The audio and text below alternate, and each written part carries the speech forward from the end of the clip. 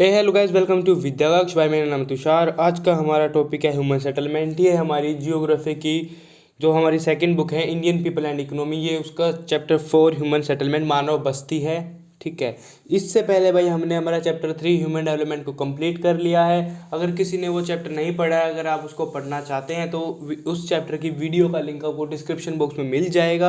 आप वहाँ से जाकर वीडियो देख सकते हैं। अगर आपको किस क्लास 12th के पॉलिटिकल साइंस के, फिजिकल एजुकेशन के और जियोग्राफी के किसी भी चैप्टर के नोट्स चाहिए तो भाई नोट्स का लिंक भी आपको डिस्क्रिप्शन बॉक्स में मिल जाएगा। वहाँ से टेलीग्राम ग्रुप का लिंक होगा, वहाँ पर आप टेलीग्राम ग्रुप पर जाकर आप नोट्स डाउनलोड कर सकते हैं। ठीक है भाई, बिना टाइम वेस्ट किए हम अपने चैप्टर पे आगे बढ़ते हैं। चैप्टर पे आगे बढ़ने से पहले आपको एक बात बता दूं, मैं बिल्कुल तेजी से नहीं पढ़ाऊंगा, बिल्कुल आराम से धीरे धीरे चलेंगे। वीडियो थोड़ी लंबी हो जाएगी, कोई दिक्कत नहीं है, पर समझ आना चाहिए। ठीक है, स्लोली स्लोली ऐसे मजे मज़े से पढ़ते चलेंगे। ठीक है, ये नहीं कि एकदम रेल सी बना देंगे, धीरे धीरे पढ़ते चलेंगे भाई। ठीक है, अपने चैप्टर को स्टार्ट करते हैं। चैप्टर है हमारा ह्यूमन सेटलमेंट। ह्यूमन सेटलमेंट का मतलब होता है भाई मानव बस्तियाँ। ठीक है, मतलब मानव बस्ती किसे बोला जाता है। ठीक है, तो भाई पहला हमारा चैप्टर स्टार्ट होती, क्वेश्चन उठता है, व्हाट इज़ ह्यूमन सेटलमेंट या मानव बस्ती किसे कहते हैं। Human settlement means cluster of dwellings of any type और size where human being live. ठीक है, वैसे भाई सिंपल सी लैंग्वेज में लिखा हुआ है, जो बच्चे हिंदी के हैं उनके लिए बता देता हूँ। ह्यूमन सेटलमेंट उसको बोला जाता है जहाँ पर मनुष्य रहता है, ह्यूमन बींग जहाँ पर रहता है वो एरिया। ठीक है, जहाँ पर घर, वहाँ पर जो घर होते हैं, क्लस्टर्स, किसी भी साइज़ के हों, किसी भी टाइप के, उससे कोई फ़र्क नहीं पड़ता। जहाँ पर ह्यूमन बींग रहता है वो इसी एरिया का क्या कुछ भी साइज़ हो, कुछ भी टाइप हो, उसको ह्यूमन सेटलमेंट बोला जाता है। मतलब मनुष्य जिस जगह पर रहता है उस जगह के हमारे साइज से हमें कोई मतलब नहीं है, बेशक वहाँ पे 2 घर हो या बेशक वहाँ पे 2000 घर हों। ठीक है, क्लस्टर ऑफ dwellings किसी भी टाइप का हो, किसी भी साइज का हो, जहाँ पर मनुष्य रहेगा वो हमारा ह्यूमन सेटलमेंट कहलाएगा। ठीक है, मानव बस्ती कहलाएगा। भाई ह्यूमन सेटलमेंट हो गया है, अब उससे थोड़ा आगे बढ़ते हैं। अगर भाई हम ह्यूमन सेटलमेंट के बारे में पढ़ रहे हैं तो भाई ह्यूमन सेटलमेंट में हम 2 टाइप के बारे में ज़रूर पढ़ेंगे, रूरल सेटलमेंट और अर्बन सेटलमेंट। ठीक है। ठीक है, तो अब सबसे बड़ा क्वेश्चन ये उठता है, अगर हम रूरल सेटलमेंट और अर्बन सेटलमेंट के बारे में पढ़ रहे हैं तो इनके बारे में डिफरेंस भी तो हमें पता होना चाहिए ना भाई। तो इस चैप्टर में से आपका ये सबसे इंपॉर्टेंट क्वेश्चन उठता है कि what is the difference between rural settlement and urban settlement. ठीक है, तो भाई रूरल सेटलमेंट और अर्बन सेटलमेंट में हमारा डिफरेंस क्या होता है, सबसे पहला क्वेश्चन हमारा ये उठता है। तो भाई आप सभी अपनी रफ नोटबुक या जहाँ पर भी आप नोट्स बनाते हैं वो आप अपनी नोटबुक उठा के बैठ जाइए। ठीक है, साथ साथ नोट करते रहिए, कभी बोले कि बुक में ये नहीं लिखा हुआ है जो मैं आपको पीडीएफ दिखा रहा हूँ। ठीक है, कई चीज़ मैं अपने पास से ही बोलूँगा। ठीक है, तो आप उसको साथ साथ नोट करते चलेंगे, आपके नोट्स भी बनेंगे, आपकी प्रैक्टिस भी होगी और आपको हैंड को आपकी प्रैक्टिस भी रहेगी कि आपने क्या पढ़ा है, आप उसको भूलोगे नहीं। एग्जाम में भी आप बिल्कुल ये सोचने में भी टाइम नहीं लगेगा कि भाई हमने पढ़ा क्या था, आप डायरेक्ट आंसर लिख सकते हो। ठीक है, तो भाई नोट्स बनाने साथ साथ ही नोट्स बनाने हैं। स्टार्ट करते हैं, difference between rural and urban settlement. तो भाई जो हमारा रूरल सेटलमेंट होता है ना, ठीक है, क्या लिखा हुआ है, the rural settlement drive their life support और basic economic needs from land based primary economic activities. मतलब जो रूरल सेटलमेंट है, ठीक है, जो रूरल सेटलमेंट है वो अपने जो ज़िंदगी को कैसे चलाता है। ठीक है, वो अपनी जो इकोनॉमिक नीड्स है, आर्थिक जो ज़रूरतें, उसको कैसे पूरा करता है।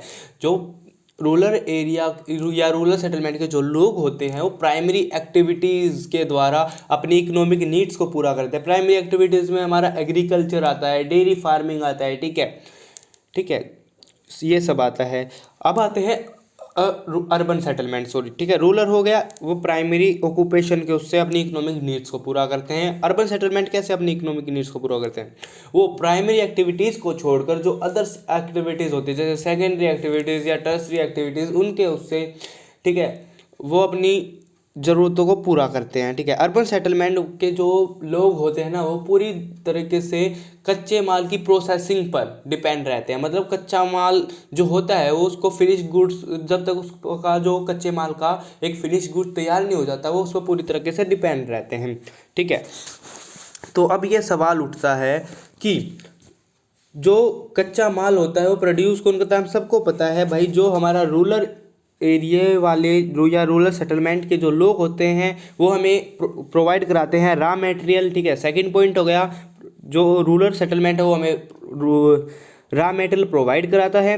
अर्बन सेटलमेंट, जो हमारे अर्बन सेटलमेंट वाले लोग हैं वो कच्चे माल को फिनिश गुड्स में कन्वर्ट करते हैं। अर्बन सेटलमेंट का भी दूसरा पॉइंट हो गया।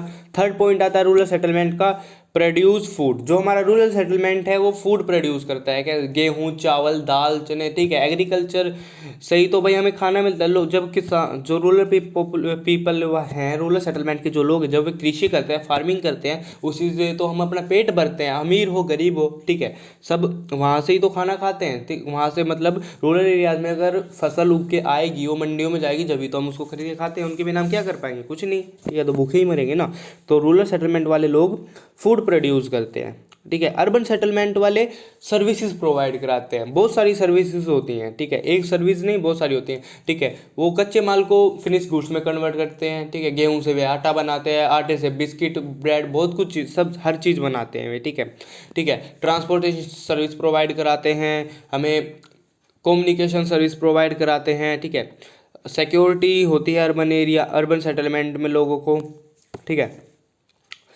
और सबसे ज़रूरी और इम्पोर्टेंट पॉइंट रूरल सेटलमेंट और अर्बन सेटलमेंट का, जो हमारा रूरल सेटलमेंट होगा हम सबको पता है, रूरल सेटलमेंट में हमारी जो इनकम होगी, लेवल ऑफ इनकम होगा वो हमारा बहुत ज़्यादा लो होगा, और अर्बन सेटलमेंट में हमारा इनकम ऑफ लेवल हाई होगा, ठीक है। फोर्थ पॉइंट हो गया है भाई, दोबारा बता रहा हूँ, साथ साथ में नोट करते चलो, ठीक है, मज़ा आएगा पढ़ने में, बिल्कुल धीरे धीरे पढ़ूंगा, बिल्कुल शुद्ध हिंदी में भी बताऊंगा और इंग्लिश में भी बताऊंगा, ठीक है। इसमें कोई चिंता नहीं है कि हमें समझ नहीं आएगा, आपको अच्छे से समझ आएगा, ठीक है। लो इनकम होती है रूरल सेटलमेंट में, हाई इनकम होती है अर्बन सेटलमेंट में, ठीक है। लो डेंसिटी, हमारे जो रूरल सेटलमेंट वाले एरियाज़ होते हैं वहाँ पे जो पॉपुलेशन की डेंसिटी होती है वो वहाँ पर लो पॉपुलेशन डेंसिटी पाई जाती है, और जो हमारा अर्बन सेटलमेंट के जो लोग होते हैं वहाँ पर हाई पॉपुलेशन डेंसिटी पाई जाती है, ठीक है। जो हमारा रूरल सेटलमेंट का एरिया होता है, वहाँ का जो एरिया होता है वो स्पेस्ड एरिया होता है, मतलब वहाँ पे ज़्यादा भीड़ भाड़ नहीं होती है, वो खुला इलाका होता है, स्पेस्ड इलाका होता है, ठीक है। ये नहीं कि यार हर जगह भीड़ भाड़ है, मतलब घिचमिच ऐसा इलाका नहीं, खुला इलाका होता है, फ्री पोल्यूशन फ्री इन्वायरमेंट होता है हमारा। अर्बन एरिया का क्लस्टर्ड एरिया होता है, भीड़ भाड़ का इलाका होता है, घर बहुत क्लोजली बिल्ट होते हैं, बहुत कम जगह रहने को होती है, ठीक है। और जो हमारा रूरल अर्बन एरिया होता है वो बहुत ज़्यादा फास्ट मतलब जो अर्बन एरिया है वहाँ पे जो वे है ज़िंदगी जीने का जो एक तरीका वो बहुत ज़्यादा कॉम्प्लेक्स होता है, way of life is complex and fast, and social relation is formal. जो हमारे सोशल रिलेशंस होते हैं, मतलब जो रिश्तेदारों से मिलना एक तरीके का अर्बन एरिया में एक फॉर्मल तरीका हो जाता है, इतना ज़्यादा लोग ध्यान नहीं देते हैं उन पर, ठीक है। तो भाई अब थोड़ा आगे चलते हैं, अब आता है टाइप्स ऑफ रूरल सेटलमेंट, ठीक है, कि रूरल सेटलमेंट किन किन टाइप्स की होती हैं, ठीक है। रूरल सेटलमेंट के टाइप से पहले हम ये बात कर लेते हैं कि रूरल सेटलमेंट होती क्या है। Types of the settlement are determined by the extent of built up area and inter, मतलब जो सेटलमेंट के टाइप्स होते हैं उनको पहचाना कैसे जाता है, पहले सबसे बड़ा सवाल ये उठता है, ठीक है। टाइप्स ऑफ सेटलमेंट को जब भी बताएंगे ना हम भाई, हम मान लीजिए सेटलमेंट तो बहुत टाइप के होते हैं, पर हम उनको पहचानेंगे कैसे, इसका भी तो हमें पता होना चाहिए, है ना। सेटलमेंट को पहचानने का भी पता होना चाहिए। तो सेटलमेंट को डिटरमाइन करने के लिए जो उसका बिल्टअप एरिया होता है, उसके घरों का डिज़ाइन होता है, घर किस तरीके से बने उन सबको देख करके, घरों के डिस्टेंस को देख के सेटलमेंट का पता लगाया जाता है, ठीक है भाई। सेटलमेंट का पता लगाया जाता है। अब थोड़ा आगे चलते हैं, और हम सब जानते हैं भाई इन इंडिया जो कॉम्पैक्ट और जो क्लस्टर्ड विलेजेस हैं, ठीक है, इंडिया के अंदर सबसे ज़्यादा जो कॉम्पैक्ट और क्लस्टर्ड विलेजेस पाए जाते हैं हमारे, वो नॉर्थर्न प्लेन्स में पाए जाते हैं, ठीक है। नॉर्थर्न प्लेन्स वाला इलाका हमारा कौन सा हो जाता है? हरियाणा, पंजाब, गुजरात, ठीक है, हरियाणा, पंजाब, गुजरात, दिल्ली, उत्तर प्रदेश, ठीक है। इस एरिया में नॉर्थर्न प्लेन्स जो होते हैं सबसे ज़्यादा क्लस्टर्ड कॉम्पैक्ट हमारे विलेजेस वाले विलेज पाए जाते हैं, ठीक है। अब आते हैं, there are various factor and condition responsible for having different types of rural settlement in India. अब एक सवाल उठता है कि वे कौन से फैक्टर हैं या कौन सी कंडीशन हैं जो रिस्पॉन्सिबल हैं, ठीक है, रिस्पॉन्सिबल हैं having different types of rural settlement. इतनी सारी जो भिन्न भिन्न प्रकार की रूरल सेटलमेंट हैं इंडिया के अंदर, उसका कारण क्या है, ठीक है। तो भाई उसके हमारे कुल टोटल 3 कारण हैं, physical feature, cultural ethnic feature, security factor, ठीक है। अगर आपसे ये क्वेश्चन पूछा जाए कि इंडिया में इतने सारे टाइप्स की जो रूरल सेटलमेंट है उनके होने के कारण क्या हैं, तो अब आप सिंपल सा लिख सकते हैं, फैक्टर क्या हैं तो आप उनके सिंपल सा बता सकते हैं कि इंडिया के अंदर इतने सारे जो रूरल सेटलमेंट होने का कारण है तीन फैक्टर हैं। फिजिकल फीचर है पहला, दूसरा कल्चर एथनिक फैक्टर है, तीसरा सिक्योरिटी फैक्टर है। इन तीनों के बारे में हम भाई बिल्कुल ध्यान से डिटेल में पढ़ेंगे और क्या ये मतलब ये जो फिजिकल फैक्टर है वो कैसे रिस्पॉन्सिबल है, ठीक है, कल्चर एथनिक फैक्टर कैसे रिस्पॉन्सिबल है, सिक्योरिटी फैक्टर कैसे रिस्पॉन्सिबल है रूरल सेटलमेंट के लिए, ठीक है। तो पहला आता है हमारा फिजिकल फैक्टर। तो भाई हम फिजिकल फैक्टर में हमारा पहला पॉइंट आता है नेचर ऑफ द टेरेरियन, मतलब जो एरिया होता है, ठीक है, उसका नेचर कैसा है। सबसे पहली बात एल्टीट्यूड, मतलब जहाँ पर वो सेटलमेंट हुई है वहाँ का एल्टीट्यूड कैसा है, वो मतलब हाई एल्टीट्यूड पे गांव बसा हुआ है, लो एल्टीट्यूड पे है, उसके हिसाब से भी रूरल सेटलमेंट, ठीक है, एल्टीट्यूड भी रिस्पॉन्सिबल है रूरल सेटलमेंट के लिए। क्लाइमेट की कंडीशन कैसी है भाई, ठीक है, ये भी पता होना चाहिए, ठीक है। क्लाइमेट भी रिस्पॉन्सिबल होता है रूरल सेटलमेंट की। मान लीजिए कहीं पर बहुत ज़्यादा हार्श क्लाइमेट है, बुरा क्लाइमेट है, बहुत ज़्यादा बारिश होती है, बर्फबारी होती है, ठीक है, ऊंचा नीचा है, ठीक है, तो वहाँ पे सेटलमेंट किस और प्रकार की ज़्यादा लोग नहीं रहेंगे, क्योंकि वहाँ पे बहुत ज़्यादा बारिश होती है, क्लाइमेट स्टेबल नहीं है, ठीक है, कभी भी बदल जाता है। तो फिर इस क्लाइमेट के उससे भी लोग ये भी चेक करते हैं कि वहाँ पे अवेलेबिलिटी ऑफ वाटर, मतलब जो पानी है वहाँ पर कैसे अवेलेबल है, अच्छा पानी पीने के लिए पानी अवेलेबल है या नहीं है, या पानी वहाँ पर है ही नहीं बिल्कुल भी, खारा पानी है, मीठा पानी है, हर चीज़ का चेक करना पड़ता है, अवेलेबिलिटी ऑफ वाटर भी चेक करनी पड़ती है रूरल सेटलमेंट के लिए, ठीक है। अब आता है दूसरा point cultural and ethnic factor. अब हम इसके बारे में बात करते हैं कि जो कल्चरल और जो एथनिक फैक्टर है वो सेटलमेंट के लिए कैसे रेस्पॉन्सिबल है रूरल सेटलमेंट के लिए।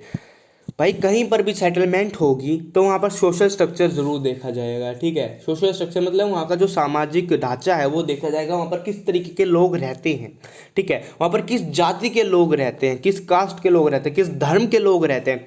सबसे ज़्यादा इंपॉर्टेंट ये देखा जाता है रूरल सेटलमेंट के लिए, ठीक है। ये कई जगह बोलते नहीं है भाई ये सेटलमेंट खाली हिंदुओं के लिए, यहाँ पे सबसे ज़्यादा हिंदू रहते हैं, यहाँ पे सबसे ज़्यादा सिख रहते हैं, कहीं यहाँ पे सबसे ज़्यादा मुसलमान रहते हैं, ठीक है। हर चीज़ के लिए सेटलमेंट देखा जाता है, ठीक है। अब आता है हमारा security factor. Security factor rural settlement के लिए कैसे रेस्पॉन्सिबल है, ठीक है। भाई हम सबको पता है कि रूरल एरिया में लोग रहना इसलिए पसंद करते हैं, सेटल होने इसलिए पसंद करते हैं क्योंकि वहाँ पर उन्हें सिक्योरिटी मिलती है, चोरी होने से, धमकी मिलने से उनको फुल तरीके से सिक्योरिटी मिलता है, लोग वहाँ पर एक दूसरे को सपोर्ट करते हैं। और अर्बन एरियाज में भाई किसी से कोई मतलब नहीं होता, कोई किसी को मार रहा है ना उसको वो छुटाएंगे भी नहीं, बहुत कम होता है कि छुटाएंगे, ठीक है। वही सोचते हैं कि यार क्यों बेक हमें बीच में बढ़ना, पता चले हमारी सर फूट जाए, तो इतना वो ध्यान नहीं देते किसी पे, ठीक है। और इस चीज़ को थोड़ा लड़ाई को ही छोड़ते हैं, ठीक है। हम आते हैं सबसे ज़रूरी बात कि लड़का और लड़की को ही लगा लेते हैं हम भाई, ठीक है। अगर आप रूरल एरिया में रहते हो, अगर आपकी कोई भाई लड़की बेस्ट फ्रेंड है, दोस्त है, गर्लफ्रेंड नहीं बोला दोस्त बोल रहा हूँ, ठीक है। अगर आप उससे भाई मिलने घर जाओगे ना तो आप पहले पूछोगे भाई घर है या नहीं है, ठीक है। अगर वो उनके घर पे कोई नहीं होगा ना आप वहाँ पे जा भी नहीं सकते, ठीक है। अगर जाओगे तो लड़की पे भी इल्ज़ाम लगेंगे, आप पे भी लगेंगे, अगर लड़के के घर कोई लड़की आएगी जब भी उस पर इल्ज़ाम लगेंगे, ठीक है। तो भाई रूरल एरिया वो तो सब वे ना सब बीच में टांग अड़ाने की सोचते हैं रूरल एरियाज़ के लोग। अर्बन एरिया में भाई किसी को कोई मतलब नहीं होता, भाई दोस्त हो गए, ठीक है, इसमें ज़्यादा भाई नहीं घुसते हैं, ठीक है। अब बात करते हैं कि रूरल सेटलमेंट कितने टाइप्स की होती हैं। भाई रूरल सेटलमेंट इंडिया के अंदर बोर्डली 4 टाइप्स की होती हैं। पहली टाइप होती है हमारी क्लस्टर्ड, जिसको हम एग्लोमेरेटेड और न्यूक्लिएटेड सेटलमेंट भी बोलते हैं। क्लस्टर सेटलमेंट मतलब क्या होता है, अब हिंदी में बता दिया जाए, जो घर क्लोजली बिल्ट होते हैं, सटे सटे जो घर बनाए जाते हैं वो क्लस्टर सेटलमेंट होती है, न्यूक्लिएटेड सेटलमेंट होती है। सेमी क्लस्टर और fragmented settlement, semi cluster settlement में हमारे भाई जो घर होते हैं, ठीक है, वो थोड़े खुले खुले बनाए गए होते हैं। हेमलेटेड सेटलमेंट, ठीक है, फिर उससे आगे आते हैं डिस्पर्स और आइसोलेटेड सेटलमेंट। डिस्पर्स सेटलमेंट हमारी भाई होती है क्या बोलते हैं उसको, आइसोलेट, हाँ, मतलब एक ऐसा एरिया, मतलब एक घर बना हो उससे बहुत ज़्यादा, फिर उससे कई कुछ मीटर दूर फिर घर है, मतलब पास पास में नहीं, बहुत दूर दूर घर होते हैं, अलग अलग जो घर बनाए जाते हैं उसको आइसोलेटेड सेटलमेंट बोला जाता है। ठीक है, और जो हेमलेटेड सेटलमेंट होती है, ठीक है, हेमलेटेड सेटलमेंट एक ऐसी सेटलमेंट होती है मतलब जो फिजिकली सेपरेटेड होती है। ठीक है, एक ऐसी, ठीक है, मतलब वो अलग, इसको भी थोड़ा अलग ही बोला जाता है, फिजिकली सेपरेटेड होती है। ठीक है, इनके बारे में डिटेल में पढ़ेंगे, ठीक है, अच्छे से समझ जाएगा भाई। और अब हमारा सबसे इम्पोर्टेंट टॉपिक स्टार्ट होता है इस चैप्टर का, क्लस्टर्ड सेटलमेंट। ठीक है, क्लस्टर्ड सेटलमेंट आपका 4 मार्क्स में क्वेश्चन आ सकता है कि व्हाट इज क्लस्टर्ड सेटलमेंट, या एक्सप्लेन कीजिए क्लस्टर सेटलमेंट होता क्या है, 4 नंबर में। ठीक है, तो भाई एक चीज़ का ध्यान रखना, क्वेश्चन बेशक 4 में आए, 6 में आए या 2 में आए, पैराग्राफ में नहीं लिखना है। ठीक है, पैराग्राफ में क्वेश्चन आंसर बिल्कुल नहीं देना है भाई, एग्जाम में आंसर देना पॉइंट वाइज। जैसे क्वेश्चन पूछा है सिंपल सा कि व्हाट इज क्लस्टर सेटलमेंट, तो 4 नंबर का क्वेश्चन है, 5 पॉइंट लिख दिया, खत्म, पैराग्राफ नहीं लिखना। पता चले पैराग्राफ में आधा पेज बच दिया, टीचर ने 2 मार्क्स भी नहीं दिए। ठीक है, बोलोगे यार हम तो सही लिख के आए थे, क्यों यार, अब 12th में आ चुके हैं, कुछ लिखने का एक फॉर्मेट भी होता है। ठीक है, तो इस चीज़ पे भी ध्यान देना पड़ता है, पॉइंटों में आंसर लिखो, भर भर के नंबर मिलते हैं भाई जियोग्राफी में। ठीक है, अब हम आते हैं क्लस्टर सेटलमेंट होता क्या है। क्लस्टर सेटलमेंट भाई, clustered rural settlement is a compact और closely built up area of houses. भाई क्या बताया था मैंने, क्लस्टर सेटलमेंट उस एरिया को बोला जाता है जहां पर जो घर होते हैं वो क्लोजली बिल्ट अप होते हैं, मतलब वो पास पास सटे सटे बने हुए घरों वाली सेटलमेंट को, बस्ती को क्लस्टर सेटलमेंट बोला जाता है। This type of village the general, और भाई जो बच्चे हिंदी के हैं, मैं इतना बता दूं, मैं हिंदी में बता तो रहा हूँ पर मेरे को है ना इतना एग्जैक्ट मीनिंग नहीं पता है कि जो क्लस्टर सेटलमेंट होता है उसको क्या बोलते हैं। ठीक है, आप अपनी बुक को साथ खोल के रख सकते हैं। ठीक है, वैसे तो भाई हिंदी में बता ही रहा हूँ, आपको पता होगा। ठीक है, तो मैं मीनिंग समझाता जा रहा हूँ, आपको अच्छे से समझ आ जाएगा वैसे। ठीक है, इंग्लिश वालों को तो कोई दिक्कत होगी नहीं भाई। क्लस्टर सेटलमेंट होता क्या है, ठीक है, पहला पॉइंट हो गया हमारा, क्लस्टर सेटलमेंट वो एरिया होता है जहाँ पर घर क्लोजली बिल्टअप होते हैं। ठीक है, क्लोजली बिल्टअप एरिया को क्लस्टर सेटलमेंट बोला जाता है। दूसरा पॉइंट आता है, दिस टाइप ऑफ विलेज, इस तरीके के गांव में जो जनरल लिविंग एरिया होता है, मतलब जहाँ पर लोग रहते हैं नॉर्मली, ठीक है, वो एरिया अलग होता है, सेपरेटेड होता है फ्रॉम दी, जो मतलब वहाँ उनके खेत होते हैं, बैरन होता है, पोस्चर ज़मीनें होती हैं, उनसे वो एरिया अलग रहता है। ठीक है, क्लस्टर सेट मतलब यार जहाँ पर घर सटे सटे हुए क्लोजली बिल्ट होंगे, ठीक है, आप खुद ही सोचो वहाँ पर यार कहाँ से फार्मिंग होगी, मतलब फार्मिंग का, ठीक है, पोस्चर्स जो बैरेंस होंगी, खाली बंजर ज़मीनें होंगी, वो आपकी अलग ही जगह तो होंगी, खुली जगह पर, यहाँ पर तो मिलेंगे नहीं। क्लस्टर सेटलमेंट में तो एक अलग एरिया पाया जाता है वहाँ पर। ठीक है, closely built up area and it's intervening streets present, और जो एक क्लोजली बिल्ट अप एरिया होता है ना क्लस्टर सेटलमेंट का भाई हमारा, ठीक है, थर्ड पॉइंट है, ध्यान रखना, लिखते चलो साथ में, ये स्ट्रीट में, ठीक है, कुछ बहुत सारे पैटर्न बन जाते हैं इसके, उससे कैसे पैटर्न बन जाते हैं, जियोमेट्रिक शेप बन जाती है हमारी, जियोमेट्रिक शेप बन जाती है, सच एज रेक्टेंगुलर पैटर्न हो जाता है, रेडियल पैटर्न हो जाता है, लीनियर पैटर्न हो जाता है। ठीक है, हम सबके बारे में भाई पढ़ेंगे अच्छे से। ठीक है, ऐसी शेप्स बन जाती हैं। ठीक है, such settlement are generally found in fertile alluvial plain and in the north eastern states, और इस तरह की जो सेटलमेंट होती हैं, ठीक है, क्लस्टर सेटलमेंट, ठीक है, कहाँ पर पाई जाती है, 1 मार्क्स क्वेश्चन है MCQ में कि वे क्लस्टर सेटलमेंट कौन से एरिया में पाई जाती है, तो ध्यान रखना नॉर्थ ईस्टर्न प्लेन्स में या नॉर्थ ईस्टर्न स्टेट्स में आपकी क्लस्टर सेटलमेंट पाई जाती है। ठीक है, such settlement are generally found in the fertile alluvial plains and north eastern states. ठीक है, आपका चौथा पॉइंट हो गया है ये। People live in compact village for security और डिफेंस रीजन। 5वां पॉइंट है आपका, जो लोग हैं वो कॉम्पैक्ट विलेज में क्यों रहते हैं, वो इसलिए रहते हैं क्योंकि उन्हें वहाँ पर एक सिक्योरिटी और डिफेंस का रीज़न मिलता है, क्योंकि रूरल एरिया में लोगों को सुरक्षा मिलती है। ठीक है, कोई उनको धमकी नहीं दे सकता, फिरौती नहीं मांगता। अर्बन एरिया में भाई कोई चलता चलता फिरौती मांग देता, कोई चलता चलता आपको पीट के चला जाएगा, आप कुछ नहीं कर पाएंगे। ठीक है, रूरल एरियाज़ में ऐसा नहीं है। ठीक है, आप आपके बेशक कोई घर का भी नहीं होगा ना, वो फिर भी आपका साथ देगा। ठीक है, वो उस बंदे को रोकेगा अगर आपसे। ठीक है, वहाँ पे कोई वैसे फिरौती मांगता भी नहीं है भाई रूरल एरिया सेटलमेंट में। अर्बन एरियाज़ में ये ज़्यादा चलता है गुंडागर्दी, रूरल सेटलमेंट में ये बहुत कम होता है। सच एज जैसे बुंदेलखंड रीजन है सेंट्रल इंडिया का, एंड इन नागालैंड, और जैसे नागालैंड के अंदर इन राजस्थान भाई राजस्थान में पानी की कमी है, हम सबको पता है। उसी के कारण जो कॉम्पैक्ट सेटलमेंट है वो वहाँ पर इसलिए है क्योंकि राजस्थान में, क्योंकि वहाँ जो पानी के जो अवेलेबल रिसोर्सेज हैं उसका पूरी तरीके से यूटिलाइजेशन किया जा सके, इसलिए वहाँ पर कॉम्पैक्ट सेटलमेंट है राजस्थान में। ठीक है, अब भाई तो हमारा जो क्लस्टर्ड सेटलमेंट वाला टॉपिक है, पॉइंट था, वो ख़त्म हो चुका है भाई। जिसको समझ आ गया ठीक है वो ठीक है, जिसको नहीं आया है वीडियो को बैक करो देखो, ठीक है, बार बार नहीं बताएंगे, ठीक है, वही रिपीट करूँगा मैं, एक दो बार देखो अपने आप समझ आ जाएगा, ठीक है। नहीं तो नोट्स तो भाई नोट्स का लिंक तो डिस्क्रिप्शन बॉक्स में है, वहाँ से नोट्स डाउनलोड करो और पढ़ो, ठीक है। अब आगे चलते हैं, semi clustered settlement, semi clustered settlement किसे बोला जाता है? क्लस्टर्ड भाई क्या थी, हमने बोला था क्लस्टर्ड सेटलमेंट वो होती है जहाँ पर घर है जो बिल्कुल सटे सटे हुए बने होते हैं, कॉम्पैक्ट हाउसेज होते हैं, वो हमारी क्लस्टर सेटलमेंट होती है।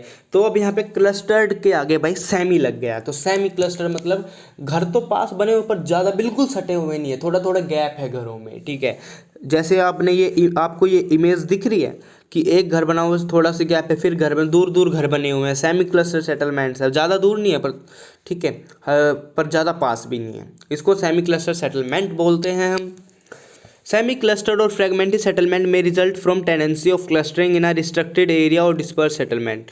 जो हमारा सेमी क्लस्टर्ड या फ्रेगमेंटेड सेटलमेंट होता है वो एक रिजल्ट होता है, एक परिणाम होता है फ्रॉम टेंडेंसी, एक ऐसा क्लस्टरिंग, एक ऐसा रिस्ट्रिक्टेड एरिया, मतलब एक ऐसा एरिया जहाँ पर लोगों के रहने की मनाही हो पर वहाँ पर लोग रहना शुरू कर दिया है, ठीक है। और कुछ एरिया ऐसा होता है मतलब जहाँ पर कई बार भूकंप आते रहते हैं, ठीक है, तो घर है ना बिल्कुल सटे हुए नहीं बनते हैं, तो घरों को दूर बनाया जाता है। पहाड़ों पे भी इस ऐसी हम थोड़ा हिल्स को भी ऐसा बता सकते हैं, सेमी क्लस्टर सेटलमेंट हमारा पहाड़ों वाला इलाका भी हो सकता है, ठीक है।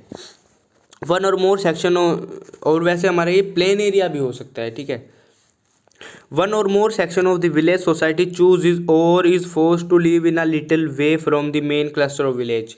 और हमारा इसका दूसरा पॉइंट आता है सेमी क्लस्टर सेटलमेंट का। इस तरह की इसमें वन और मोर, एक या एक से ज़्यादा जो सेक्शन होता है गांव के अंदर, मतलब सेक्शन समझ रहे होगे, ठीक है, मतलब एक जो हाउस सेक्शन होता है मतलब ग्रुप होता है घरों का, ठीक है, सेक्शन होता है। जैसे भाई आपको पता है ना गांव में ये चलता है, कास्ट सिस्टम चलता है भाई, इस कास्ट के लोग इस गली में रहेंगे, ये उसकी उन कास्ट वालों की गली है, ये उस कास्ट वालों की गली है, ठीक है, ये हर जगह चलता है रूरल एरियाज़ में, ठीक है। तो ये उसी के बारे में बोला गया है सेक्शन।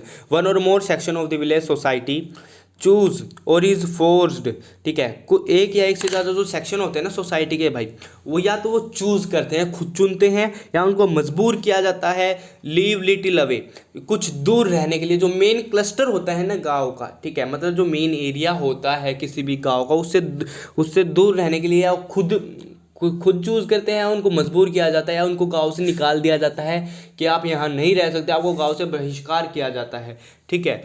या आपने कई जगह देखा होगा ना भाई, कुछ मतलब जो रूरल एरिया से बिलोंग करते हैं लोग, या उन्होंने कहीं गए होंगे तो आपने देखा हो जो छोटी जात के, मतलब पहले ये चलता था कि जो छोटी जात के लोग होते थे ना उनको भाई गाँव के बिल्कुल कोने पे रखा जाता था, ठीक है। मेन गाँव में ऊँची जात वाले रहेंगे और गाँव के बाहर छोटी जात वाले लोग रहेंगे, पहले ये चलता था, ठीक है।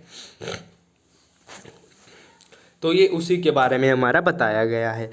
इन सच केसेस, ऐसे केसेस में जनरली जो लैंड आउनिंग एंड डोमिनेंट कम्युनिटी है, जो लैंड आउनिंग मतलब जो जमींदार थे, ठीक है, और जो डोमिनेंट कम्युनिटी है मतलब जिस कम्युनिटी का सबसे ज़्यादा वर्चस्व चलता है, वो सेंट्रल पार्ट होता है ना, जो गांव का मेन सेंट्रल पार्ट हो उसको ऑक्यूपाई कर लेता है, अपना कब्जा जमा लेता है उस पर, जहाँ पर वेयर जो वहाँ people of lower strata of society, जहाँ पर जो नीची जाति के जो लोग होते हैं सोसाइटी के, जो मिनियल वर्कर्स होते हैं, settle on the outer flank of the village, ठीक है, मैंने जो बताया था, मतलब उनको गांव के बाहर का जो कोना होता है वहाँ पर सेटल करा दिया जाता है, वहाँ पर ऊंची जाति के लोग अपना कब्जा जमा लेते थे, ठीक है। और वहाँ से जो छोटी जाति के लोग थे या जो वर्कर थे उनको बाहर की तरफ सेटल करा दिया जाता था। Such settlement are widespread in Gujarat, plains and some of part of Rajasthan.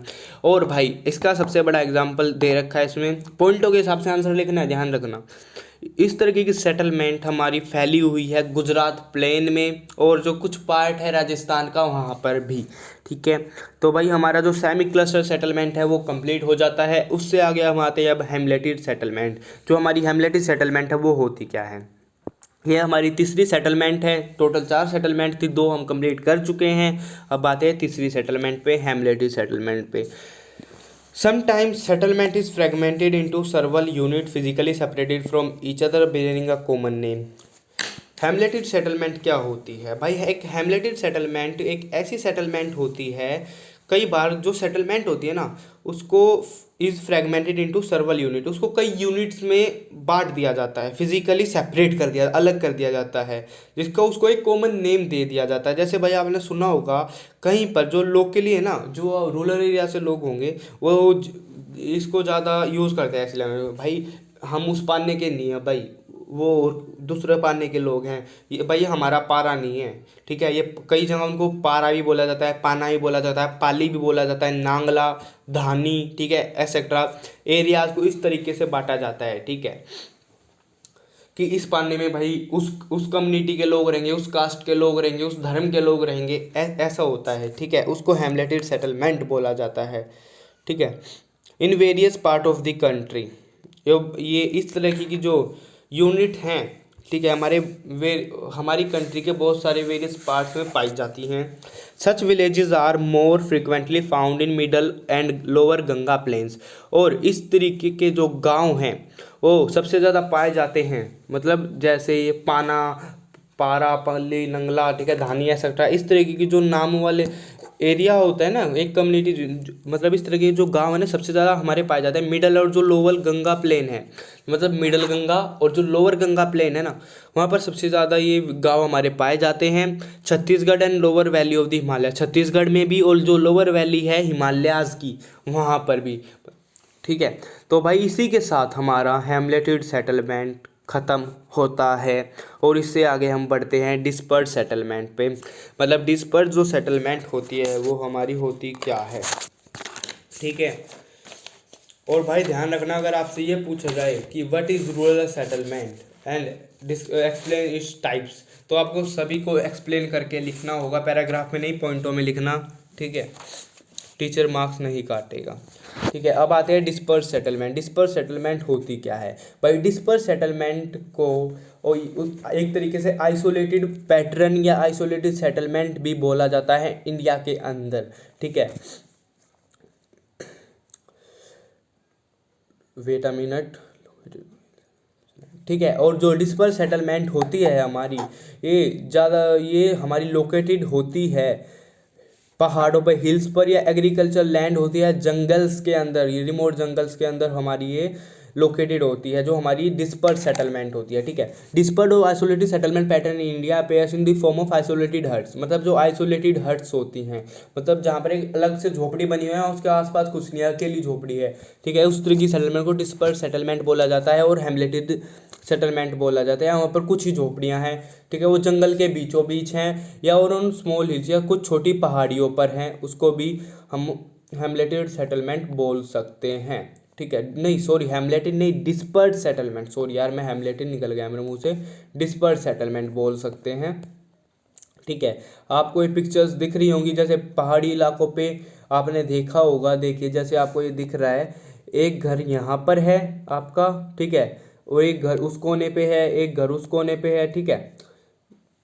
तो इस तरीके की सेटलमेंट को डिस्पर्स सेटलमेंट बोला जाता है। हमारी जो पिक्चर दिखा रखी है नागालैंड की सेटलमेंट की दिखा रखी है, ठीक है। स्लोप्स एक्सट्रीम, और थोड़ा आगे बढ़ते अगले पॉइंट पे आते हैं। और इस तरह की सेटलमेंट के कारण क्या होते हैं? ये भाई इस तरह की सेटलमेंट जो हमारी होती है ना, उसका कारण होता है जो नेचर होता है टेरेन का, मतलब जो ज़मीन होती है उसका नेचर कैसा है, उबड़ खाबड़ है, पहाड़ों पर है, कैसी है, उसके नेचर के कारण होते हैं। लैंड रिसोर्सेज के कारण होता है, वहाँ पर रिसोर्सेज अवेलेबल हैं या नहीं है, इसलिए लोग रहना पसंद कर रहे हैं, नहीं कर रहे हैं। पानी की अवेलेबिलिटी कैसी है, कम है, ज़्यादा है, उससे भी। और इस तरह की सेटलमेंट कहाँ पर सबसे ज़्यादा पाई जाती हैं? तो इस तरह की सेटलमेंट हमारी भाई सबसे ज़्यादा मेघालय, उत्तराखंड जिसको पहले उत्तरांचल बोला जाता था, हिमाचल प्रदेश भी हम कह सकते हैं, या केरला, ठीक है। इस तरह की सेटलमेंट यहाँ पर पाई जाती है। आप इनको एग्जाम्पल के तौर पर लिख सकते हैं।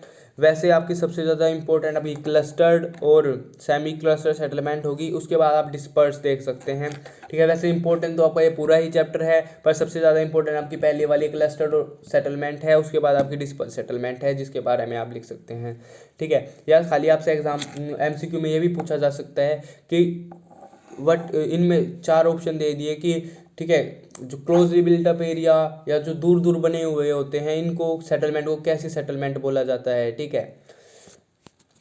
अब भाई हमारा रूरल सेटलमेंट तो हो जाता है कंप्लीट इसी के साथ। तो अब हम आते हैं अर्बन सेटलमेंट पे, ठीक है। कैसी सेटलमेंट पे? अर्बन सेटलमेंट पे, शहरी बस्तियाँ, ठीक है। Urban settlement are generally compact and larger in size. भाई हम सबको पता है जो अर्बन सेटलमेंट होती है वो जनरली कॉम्पैक्ट होती है, मतलब वो वहाँ बहुत भीड़ भाड़ वाला इलाका होता है, और लार्जर इन साइज, बड़ी होती है साइज में, ठीक है। कॉम्पैक्ट तो होता है मतलब भीड़ भाड़ वाला इलाका होता है और बड़ा एरिया होता है। They are engage in variety of non agriculture, economic and administrative functions. और रूरल सेटलमेंट के जो लोग हैं वे सब लगे रहते हैं जो वैरायटी ऑफ नॉन एग्रीकल्चर, मतलब जो कृषि को छोड़कर जो अदर एक्टिविटीज़ होते हैं उनमें सबसे ज़्यादा लगे रहते हैं। जैसे इकोनॉमिक एंड एडमिनिस्ट्रेटिव जो फंक्शंस होते हैं, एडमिनिस्ट्रेटिव फंक्शन कौन से होते हैं? जो सत्ता को संभालने वाले होते हैं, ठीक है। एडमिनिस्ट्रेटिव पेपर वर्क जैसे होता है, ठीक है। गवर्नमेंट सेक्टर सबसे ज़्यादा अर्बन सेटलमेंट में पाया जाता है, ठीक है। इकोनॉमिक भी ये संभालते हैं, ठीक है।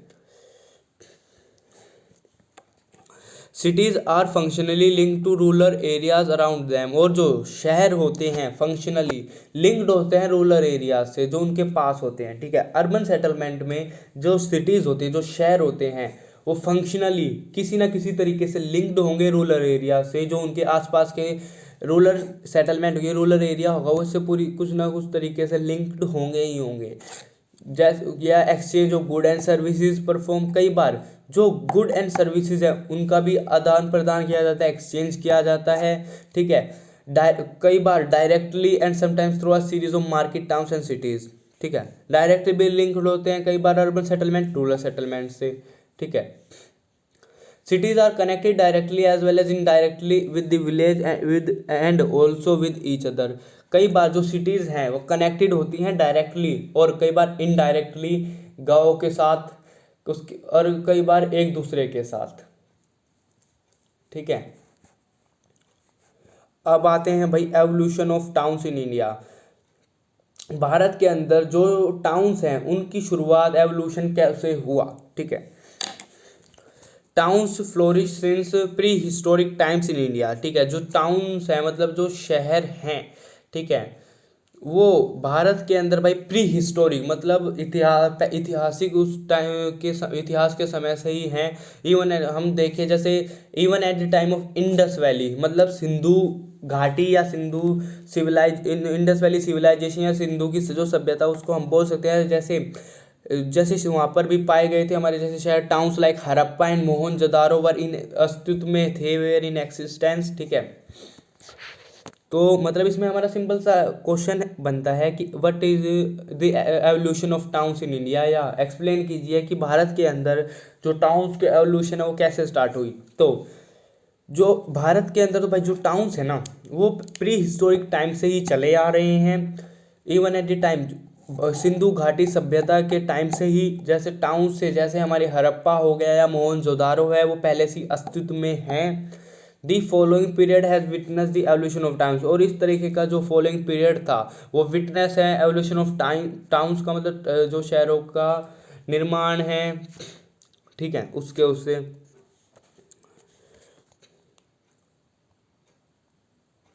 The arrival of Europeans in India in the 18th century. और जब भारत के अंदर यूरोपियंस आए थे, ठीक है, 18वीं सदी में, ठीक है, on the basis of their evolution, ठीक है। जब 18वीं सदी में भारत के अंदर यूरोपियंस आए थे, तो 18वीं सदी में जब भारत के अंदर यूरोपियंस आए थे तो उन्होंने इंडियन टाउन्स को क्लासिफाई किया था 3 टाइप्स में: Asian towns, medieval towns and modern towns. Asian towns मतलब जो सबसे पुराने थे, ठीक है, मतलब प्री हिस्टोरिक, जो मतलब जिनकी खोज की गई थी। मेडिवल टाउन्स जो मतलब थोड़े कम पुराने थे। मॉडर्न टाउन्स जो बिल्कुल नए नए बनाए गए थे। इन सभी के बारे में हम डिटेल में पढ़ेंगे। अब आगे बढ़ते हैं। पहला हमारा स्टार्ट होता है एशियन टाउन्स। एशियन टाउन्स हम किन्हें बोलते हैं? प्राचीन एक तरीके से बोल सकते हैं, ठीक है। There are number of towns in India having historical background spanning over 2000 years। भाई हम सब जानते हैं बहुत सारी संख्या में, ठीक है, इंडिया के अंदर नंबर ऑफ टाउन भारत के अंदर ऐसे हैं जिनका हिस्टोरिकल बैकग्राउंड है, ऐतिहासिक बैकग्राउंड है, 2000 सालों से भी पुराना, ठीक है। Most of them developed as religious and cultural centres. उनमें से बहुत सारे जो शहर हैं, ठीक है, वे डेवलप हुए हैं, विकसित हुए हैं एक रिलीजियस एंड कल्चरल सेंटर के उससे, धार्मिक और सांस्कृतिक जो एक सेंटर बोलते हैं, गढ़ बोलते हैं उसके उससे। उनमें से सबसे ज़्यादा इम्पोर्टेंट हमारा नंबर 1 पर जो आता है Varanasi. Varanasi is one of the important towns among these, ठीक है। एशियन टाउन्स में से वाराणसी, जिसको हम बनारस भी बोलते हैं भाई, ठीक है, वो इम्पोर्टेंट टाउन है इनमें से एशियन टाउन्स में, ठीक है, जहाँ पर हमारा रिलीजियस एंड कल्चरल सेंटर्स का टाउन्स किसे बोला जाता है? वाराणसी नंबर 1 पर जो आता है। दूसरे नंबर पर कौन सा आता है? प्रयागराज, जिसको हम बोलते हैं इलाहाबाद में। पाटलिपुत्रा भी आता है पटना में, ठीक है। Madurai are some other example of Asian towns, ठीक है।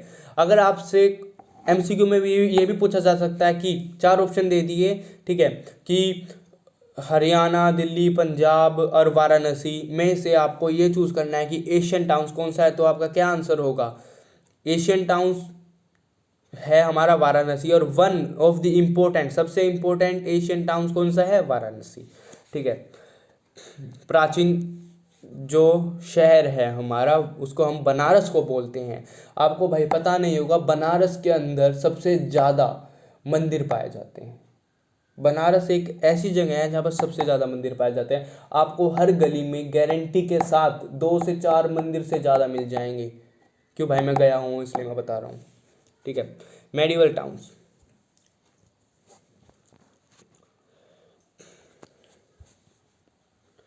मेडिवल टाउन्स कौन से होते हैं भाई? About 100 of the existing towns have their roots in the medieval periods। करीबन 100 से अधिक जो टाउन्स हैं उनकी जड़ें मेडिवल पीरियड से हैं। Most of them developed as headquarter of principalities and kingdoms. उनमें से कुछ जो टाउन्स थे उनको डेवलप किया गया, विकसित किया गया हेडक्वार्टर्स के उससे, या प्रिंसिपलिटी ऑफ किंगडम्स, मतलब जो राजा महाराजाओं का गढ़ था, किंगडम था, उसके उससे। These are the 4 towns. वे थे हमारे 4 towns which came up on the ruins and ancient towns. जो एशियन समय जिनको एशियन टाउन मतलब जो प्राचीन शहर थे उनके टाइम से ही चले आ रहे हैं, मेडिवल, ठीक है, उनके बाद जो आए हैं, ठीक है। जैसे हमारे इसमें से जो मेडिवल टाउन्स का सबसे बड़े जो एग्जाम्पल है हमारा, मेडिवल टाउन्स में हमारे आते हैं जहाँ पर किले पाए जाते हैं। दिल्ली, हैदराबाद, जयपुर, लखनऊ, आगरा, नागपुर, ये आपके सब मेडिवल टाउन्स के लिए फेमस हैं। इनको ये आपके सब मेडिवल टाउन्स में आते हैं। अब आता है मॉडर्न टाउन्स, मतलब जो मॉडर्न टाउन्स हैं, ठीक है, जो ज़्यादा पुराने नहीं हैं, ठीक है। मॉडर्न टाउन्स हमारे कौन से हैं? The British and other Europeans have developed a number of towns in India, ठीक है। जो भाई ब्रिटिशर थे या जो यूरोपियंस थे, उन्होंने भाई इंडिया के अंदर बहुत सारे टाउन्स को डेवलप किया था, ठीक है। Starting there foot hold on coastal location, और उन्होंने अपना जो पैर जमाना है ना, स्टार्ट किया था कोस्टल लोकेशन से, मतलब समुद्र किनारे से, ठीक है। They first developed some trading ports. सबसे पहले भाई अंग्रेजों ने या यूरोपियंस ने सबसे पहले भाई उन्होंने जो ट्रेडिंग पोर्ट्स थे ना, मतलब जहाँ से वो व्यापार करते हैं, जो बंदरगाह थे, उन्होंने उसको विकसित किया, ठीक है, उनको डेवलप किया, ठीक है। मतलब जो जहाँ पे पोर्ट वाला एरिया था वहाँ पे अच्छे रोड बनाए, उनको उन्होंने अच्छा एरिया कन्वर्ट किया कि उनको इम्पोर्ट एक्सपोर्ट में कोई परेशानी ना आए, ट्रेडिंग में कोई दिक्कत ना आए। ठीक है, ट्रेडिंग पोर्ट से जैसे हमारे कौन कौन से पोर्ट को उन्होंने सबसे पहले डेवलप किया था, सूरत, दमन, गोवा, पांडिचेरी एक्सेट्रा। इन पोर्ट्स को उन्होंने सबसे पहले डेवलप किया था। The British later consolidated their hold around 3 principal nodes. ठीक है, और उसके बाद में जो ब्रिटिशर थे, अंग्रेज थे, उन्होंने अपने जो पैर जमाने ना तीन प्रिंसिपल नोट्स ना, मेन कनेक्टिंग एरियाज थे, वहां पर जमाना स्टार्ट किया। पहला मुंबई, ठीक है, बम्बे जिसको पहले बोला जाता है मुंबई, फिर उसके बाद मद्रास, फिर कलकत्ता, फिर उन्होंने इन तीनों को डेवलप किया। इनको भी मॉडर्न टाउन्स बोला जाता है। And build them in the British style, और अंग्रेजों ने और यूरोपियंस ने उनको ब्रिटिश स्टाइल में डेवलप किया था। भाई आपने मुंबई का गेटवे ऑफ इंडिया तो देखा ही होगा। ठीक है,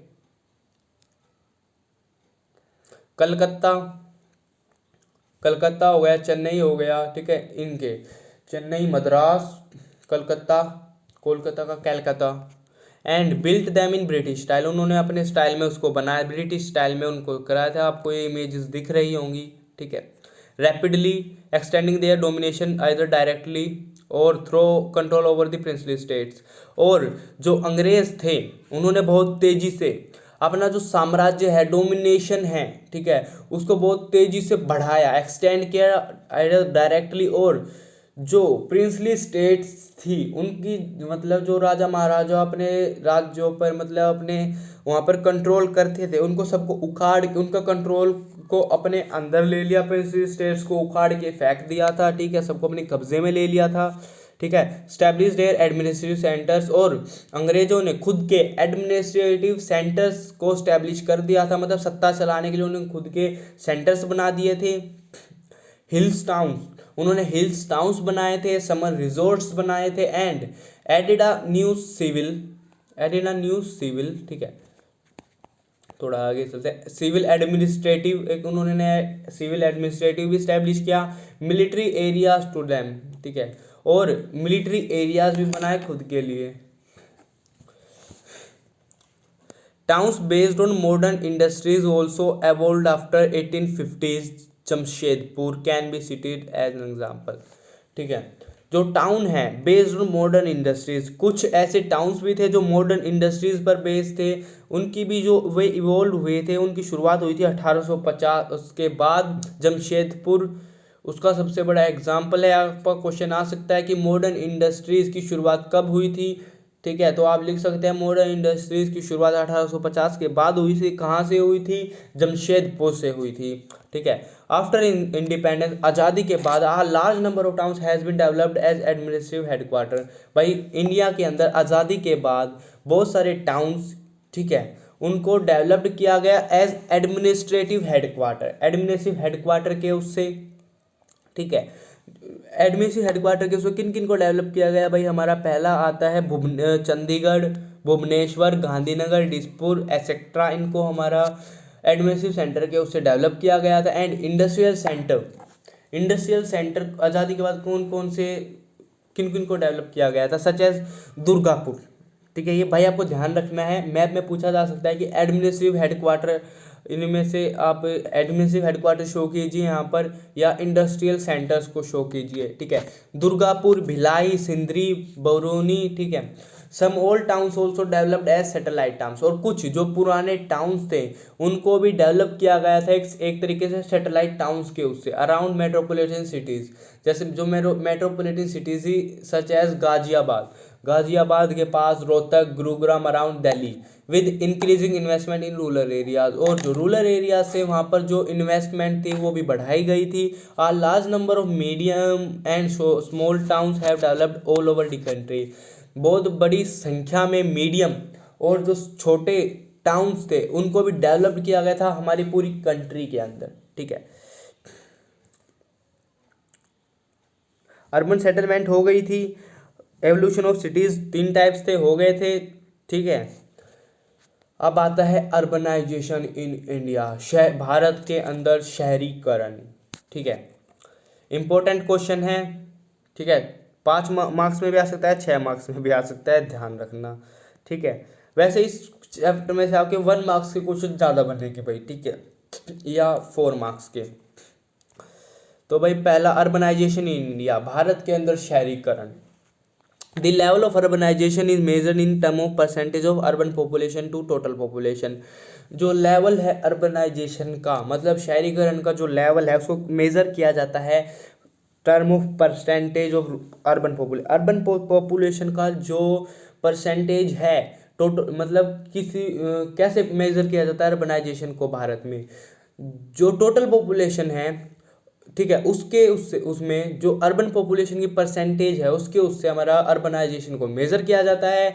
the level of urbanization in India in 2011 भाई, भारत के अंदर जो शहरीकरण का लेवल था भारत के अंदर 2011 में, वो भाई 31.16% था, जो बहुत कम था कंपैरिजन टू डेवलप्ड कंट्री, जो डेवलप्ड विकसित जो देश थे उनके कंपेयर में, ठीक है, कंपैरिजन में। ठीक है, total urban population has increased 11 fold during 12th century. ठीक है, जो टोटल अर्बन पॉपुलेशन थी वो 11 गुना बढ़ी थी ड्यूरिंग दी, ठीक है, 11 फोल्ड। ठीक है, मतलब जो अर्बन पॉपुलेशन थी ना वो तो बढ़ रही थी, ठीक है, 11 गुना बढ़ी थी 12वीं सदी के दौरान। ठीक है, एनलार्जमेंट ऑफ अर्बन सेंटर्स, और जो urban centres and emergence of new towns have played a significant role in the growth of urban population। मतलब जो अर्बन सेंटर्स थे उनको भी बढ़ाया गया था, और जो नए टाउन्स भी बनाए गए थे तो उन्होंने बहुत बड़ा रोल अदा किया था जो अर्बन पॉपुलेशन की ग्रोथ में and urbanization in the country, और हमारे देश में शहरीकरण के उसमें। But the growth rate of urbanization has slowed down during last 2 decades. But जो ग्रोथ रेट था भाई, मतलब जो वृद्धि दर था अर्बनाइजेशन का, शहरीकरण का, वो स्लो डाउन, मतलब गिरने लगा था, ठीक है, कम होने लगा था पिछले 2 डिकेड्स में, 2 दशकों में। ठीक है, थोड़ा आगे आते हैं। अब आता है classification of towns on the basis of population size. ठीक है, अर्बनाइजेशन ऑफ इन इंडिया तो हमारा हो गया है। ठीक है, इसमें हमारा भाई क्या दिखा रखा है, हाँ, टेबल 4.1 हमारी ये दे रखी है, आपको ये पढ़नी है। ठीक है, 1992 नंबर ऑफ टाउन्स कितने थे, फिर बढ़ते चले गए 2011 तक, देखो कितने हो गए, 6171 नंबर ऑफ टाउन्स हो गए। अर्बन पॉपुलेशन पहले 1901 में कितनी थी, 25,851.9 थी, जो 2011 तक आते आते 3,77,000 हो गई पर 1000 में है, ध्यान रखना, परसेंटेज ऑफ पॉपुलेशन। ठीक है, 1901 में जो इंडिया के अंदर अर्बन पॉपुलेशन थी वो 10.84% थी, 10.84%, 2011 तक आते आते 31.16% हो गई। ठीक है, टेबल आप देख लेना, इंपॉर्टेंट है, इतनी भी नहीं है वैसे। Classification of towns on the basis of population size, towns की classification on the basis of population size, मतलब अब जो टाउन्स हैं उनको कैसे क्लासिफाई किया जाए उनके पॉपुलेशन के साइज पर, कि कौन सा टाउन है किस तरीके का है, उसको कैसे क्लासिफाई किया गया है। Census of India classify urban centres into 6 classes. जो भारत के अंदर सेंसस होता है, जनगणना होती है, ठीक है, उसने अर्बन सेंटर्स को 6 क्लासेस में क्लासिफाई किया है। ठीक है, प्रेजेंट किया है, जो टेबल 4.2 में हमें दिखा रखा है। वो टेबल हमारी देख रहे हैं, ये कौन सी है, 4.1 है, तो वो आगे होगी, देखते हैं उसको भी, 1 मिनट। हाँ, India class wise number of towns and cities in their population size 10,000 1 lakh या उससे अधिक। नंबर ऑफ सिटीज कौन सी थी जिसमें पॉपुलेशन 1 लाख या उससे ज़्यादा था, 468 थी। Total number of urban population कितनी थी, ठीक है, 2,27,899 पर इन 1000, ये हज़ारों में है, ध्यान रखना, टोटली ये मत सोचना कि ये खाली मैं 2 लाख ही बता रहा हूँ। इन टोटल अर्बन पॉपुलेशन 60.45 थी। ठीक है, 6 क्लासेस हैं ये हमारी, ठीक है। पहली जो क्लास है जिसमें 1 लाख से लेकर उससे ज़्यादा जो पॉपुलेशन पाई जाती है वो हमारी इतनी सारी सिटीज़ हैं, ठीक है। जिसमें 50,000 से 1,99,999 के करीब जो पॉपुलेशन पाई जाती है वो हमारी 474 सिटीज़ हैं, ठीक है। थर्ड 20,000 से 49,000 के करीब जो पाई जाती हैं, ठीक है, वो 1,373 हैं। फोर्थ जो क्लास है, चौथी क्लास है जो, वो है 10,000 से 20,000 के करीब, ठीक है। पूरे 20 ही हो जाते हैं वैसे यार, ठीक है। जिसमें हमारे सिटीज़ हैं वो 1,683 हैं। 5,000 से 10,000 के करीब 1,749, और 5,000 से कम 442 शहर हैं हमारे, ठीक है, जहाँ का पॉपुलेशन साइज है ये।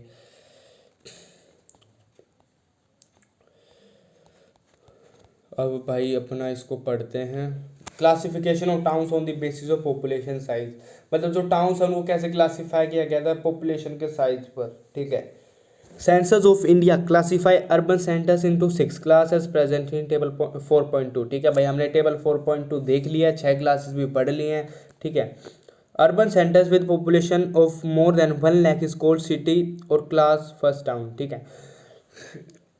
वैसे इतना घटिया क्वेश्चन तो पूछेंगे नहीं, पर भाई पढ़ लेना, ठीक है, कि urban centre with population of more than 1 lakh is called a city or class first town.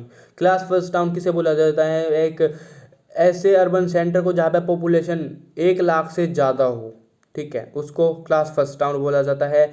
Cities accommodating population size between 1 to 5 million are called metropolitan cities. ऐसी सिटीज़ जहाँ का पॉपुलेशन साइज 1 मिलियन से 5 मिलियन के बीच हो उसको metropolitan cities बोला जाता है, ठीक है।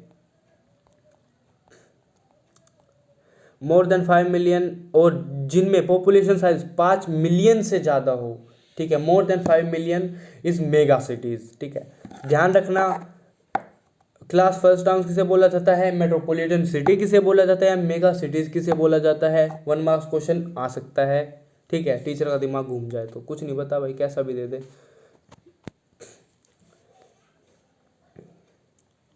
भाई ये टेबल आप पूरी पढ़ लेना, ठीक है।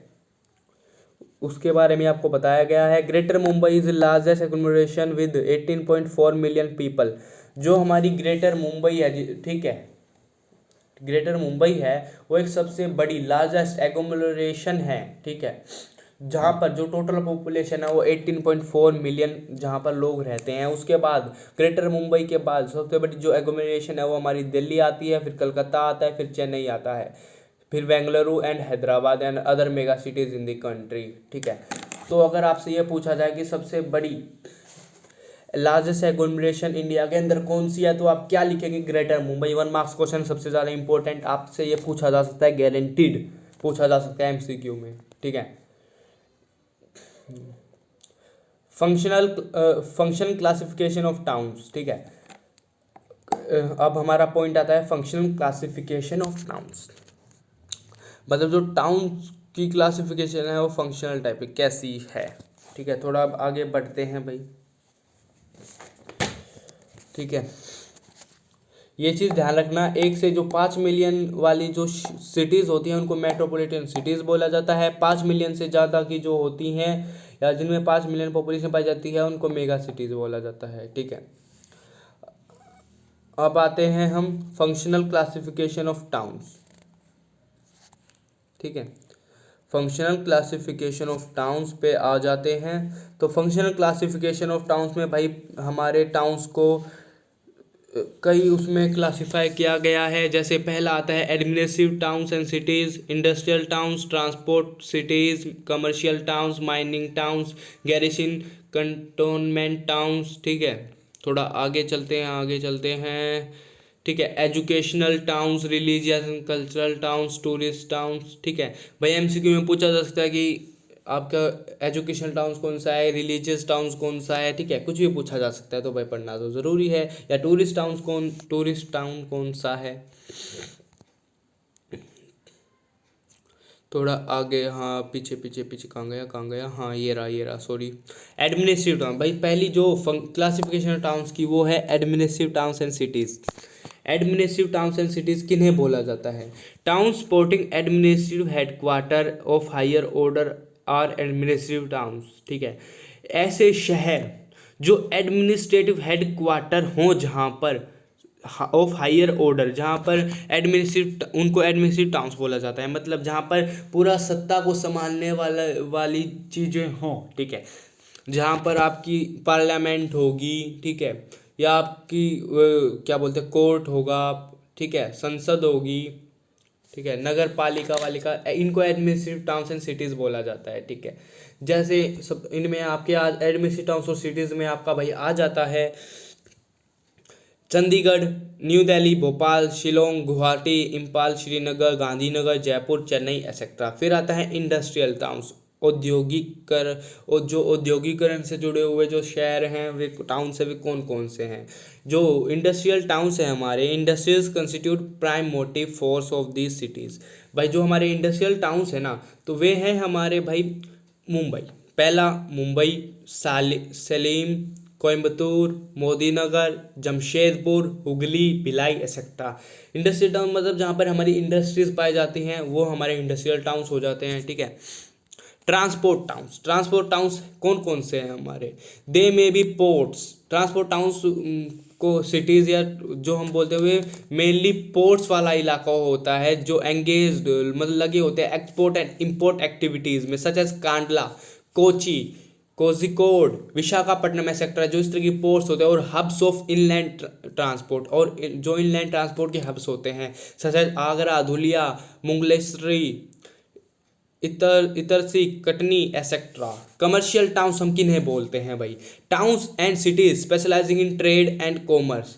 कमर्शियल टाउन्स हमारे वो टाउन्स होते हैं जो स्पेशलाइज्ड होते हैं ट्रेड एंड कॉमर्स में, उनको इस क्लास में रखा जाता है। हमारे कमर्शियल टाउन्स है हमारा कोलकाता, सहारनपुर, सतना एक्सेट्रा और सम एग्जाम्पल्स हैं कमर्शियल टाउन्स के। माइनिंग टाउन्स कौन कौन से हैं? जहाँ पर भाई माइनिंग की जाती है, जहाँ से ज़मीन को खोद कर मिनरल्स निकाले जाते हैं, हमारे माइनिंग टाउन्स कहलाते हैं। These towns have developed in mineral rich areas. ठीक है, माइनिंग टाउन्स हमारे मिनरल रिच एरियाज में डेवलप किए गए थे, और ये टाउन्स है जैसे हमारा रानीगंज, झारिया, दिग्बोई, अंकलेश्वर, श्रीरंगुली एक्सेट्रा।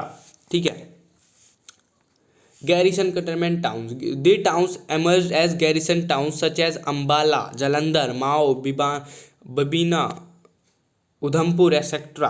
ठीक है, अब थोड़ा आगे चलते हैं। स्मार्ट सिटी मिशन, भाई स्मार्ट सिटी मिशन था क्या? ठीक है, the objective of smart city mission is to promote cities that provide core infrastructure. Smart city mission में भाई प्रमोट करना था सिटीज़ को मतलब जो शहर थे उनको प्रमोट करना था, और प्रमोट करके वो प्रोवाइड कराते, ऐसे शहरों को प्रमोट करना जो प्रोवाइड कराए कोर इंफ्रास्ट्रक्चर, एक अच्छा infrastructure, a clean and sustainable environment provide कराए, give a decent quality of life, एक decent quality of life provide कराए अपने सिटीजन्स को, उसको स्मार्ट सिटी मिशन बोला जाता है।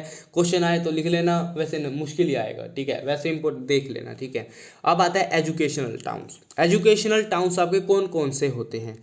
स्टार्टिंग सेंटर्स ऑफ एजुकेशन, तो भाई जो स्टार्टिंग सेंटर्स थे ना एजुकेशन के, उनमें से मेजर कैंपस टाउन्स के उससे जो ग्रो हुए थे, जैसे रुड़की जिसको बोलते हैं, वाराणसी, अलीगढ़, पिलानी, इलाहाबाद, ठीक है, Allahabad etcetera. Religious cultural towns, जो रिलीजियस कल्चरल टाउन्स कौन कौन से हैं हमारे? तो भाई रिलीजियस कल्चरल टाउन्स में हमारा पहला आता है वाराणसी, जो धार्मिक उस पर सबसे नंबर 1 पे आता है वाराणसी। उसके बाद Mathura, Amritsar, Madurai, Puri, Ajmer, Pushkar, Tirupati, Kurukshetra, Haridwar, Ujjain came to prominence due to their religious cultural significance.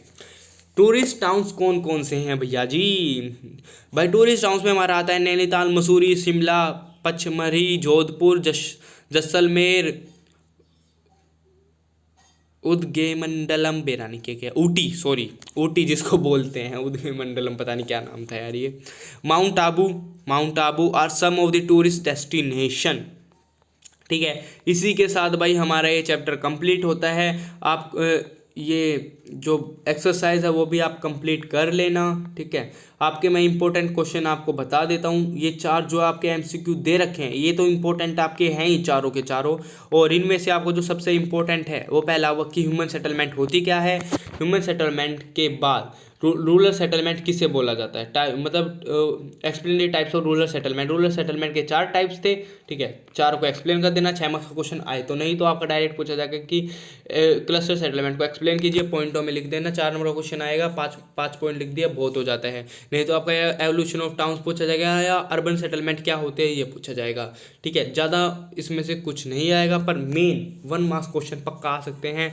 और एक चीज़ का ध्यान रखना कि सबसे बड़ी लार्जेस्ट अर्बन एग्लोमरेशन कौन सी है हमारी, मुंबई है, जिसमें टोटल 18.4 मिलियन पॉपुलेशन है हमारी, ठीक है।